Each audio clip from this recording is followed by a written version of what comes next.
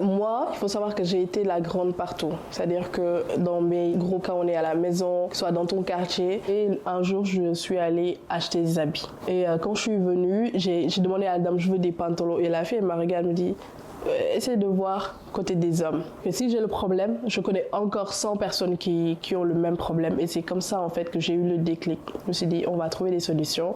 Et la solution, c'était Rafji. Comme ça, plus personne ne dit, regarde des côtés des hommes. Plus jamais.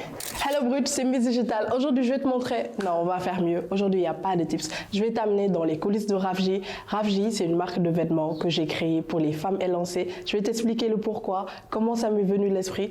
Tout simplement parce que déjà, je fais 1m85. Donc, toutes les grandes de ce pays, restez connectés. Quand on parle même de body shaming, c'est un body shaming en fait inconscient. Les gens, ils vont t'harceler sur ta taille, sur ton poids, sur plein de choses. Mais c'est même pas en fait conscient. Moi, je l'ai eu très tôt. Au CM2, j'avais 12 ans et j'étais vraiment grande. C'est-à-dire que j'étais la plus grande de la classe, pourtant il y avait des redoublants et autres. Et il y a un groupe d'élèves qui se sont dit, bon, elle, on l'attaque. C'est-à-dire que tous les jours, à chaque fois qu'on descend, ils faisaient un escorte parce qu'on marchait pour rentrer. Et ils criaient jusqu'à que j'arrive chez moi le mot girafe. Donc j'avais une escorte. Franchement, je suis devenue star très tôt. Mais ça, c'était pas pour la bonne cause quand même. Je suis allée au CEM, je me suis dit, ok, là, franchement, il n'y a pas beaucoup de monde qui me connaissait. Sauf qu'il y a un des garçons qui était dans ce groupe d'harcèlement-là, qui était juste à côté de mon école. Et lui, ce qu'il faisait, c'est que toutes les pauses, il venait juste pour crier girafe et repartir.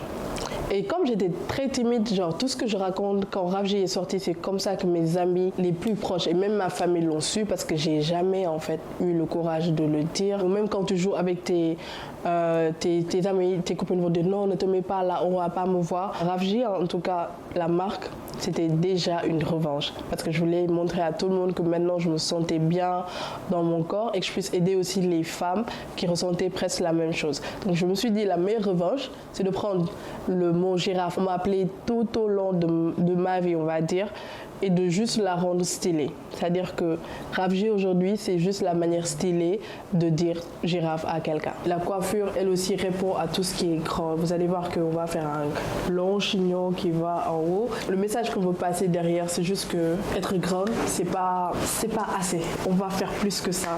On va encore mettre des coiffures assez majestueuses pour ne plus se cacher.